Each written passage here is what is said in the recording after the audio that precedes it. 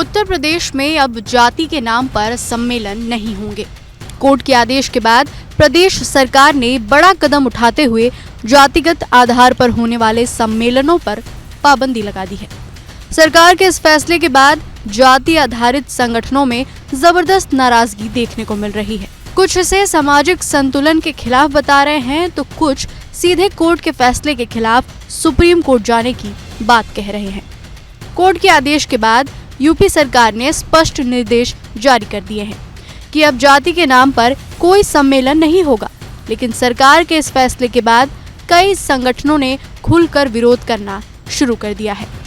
राजपूत समाज से जुड़ी करनी सेना के प्रदेश अध्यक्ष संदीप सिंह ने इस आदेश को सीधे समाज की आवाज दबाने वाला कदम बताया और सरकार के खिलाफ मोर्चा खोल दिया। संदीप सिंह ने कहा कि आदेश एक खास वर्ग को टारगेट करने की कोशिश है, हमारी आवाज को दबाया नहीं जा सकता।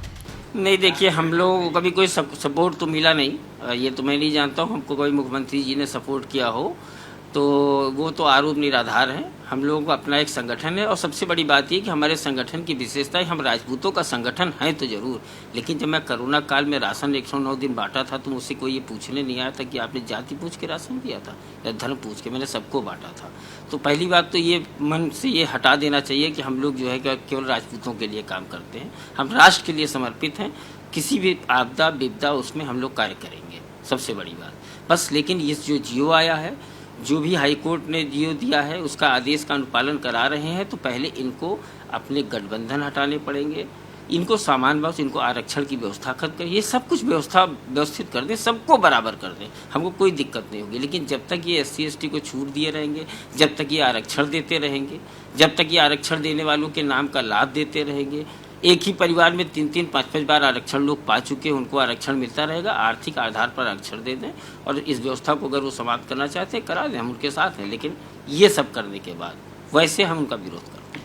इसके साथ ही अखिल भारतीय ब्राह्मण महासभा के राष्ट्रीय अध्यक्ष राजेंद्र त्रिपाठी ने कहा कि कोर्ट के आदेश का सम्मान है, लेकिन आरक्षण क्यों, इसे भी बैन करना चाहिए। कि जातीय विद्वेष फैलाने का कार्य कौन कर रहा है देश में? राजनेता, राजनीतिक दल और सरकारें, ये तीनों फैलाने का काम कर रहे हैं। जातीय उन्माद पर अगर रोक न्यायालय लगा रहा है तो ये बहुत बढ़िया है, लेकिन उसी के साथ साथ जात के आधार पर दी जाने वाली सरकारी सुविधाओं को भी बंद किया जाना चाहिए।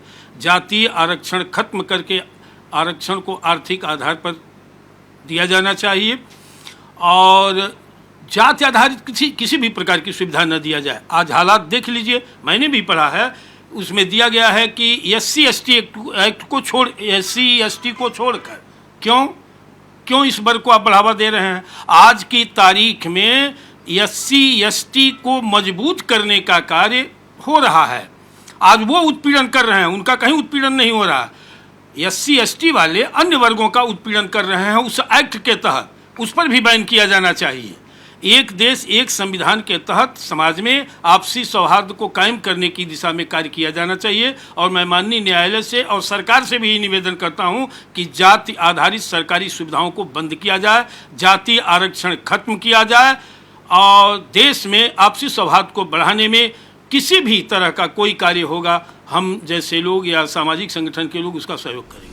इसके साथ ही परशुराम सेना प्रदेश अध्यक्ष पंडित विनय त्रिपाठी इस आदेश के खिलाफ सुप्रीम कोर्ट में अपील करने की बात कह रहे हैं।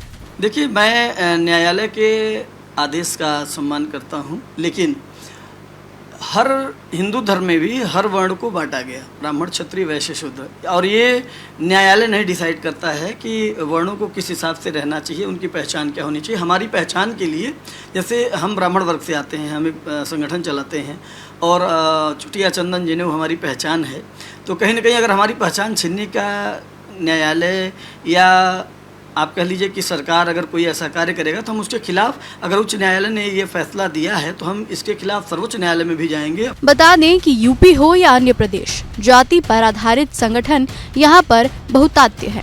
विश्व हिंदू रक्षा परिषद के अध्यक्ष गोपाल राय ने इस आदेश को स्वीकार कर कहा कि हम जाति नहीं बल्कि संगठन के रूप में आगे बढ़ रहे हैं, ऐसा आदेश ठीक नहीं। किस तरह से ये अभियान चलाया जा रहा है, इस अभियान के मायने क्या हैं और ये अभियान क्या है?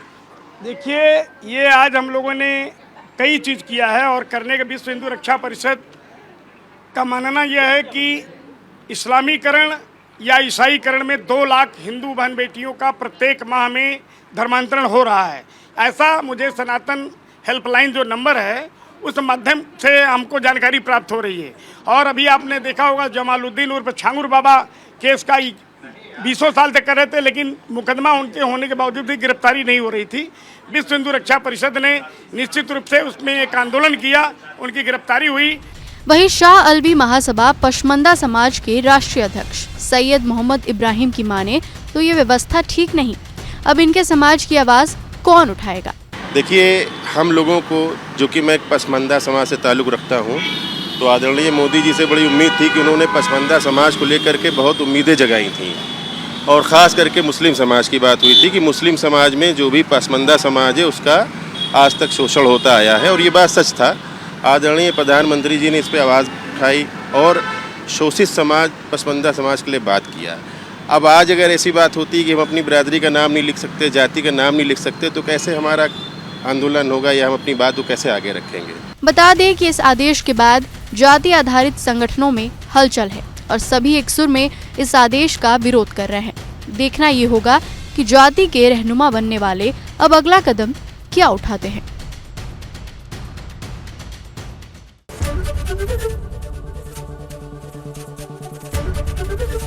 एबीपी गंगा, खबर आपकी, जुबान आपकी।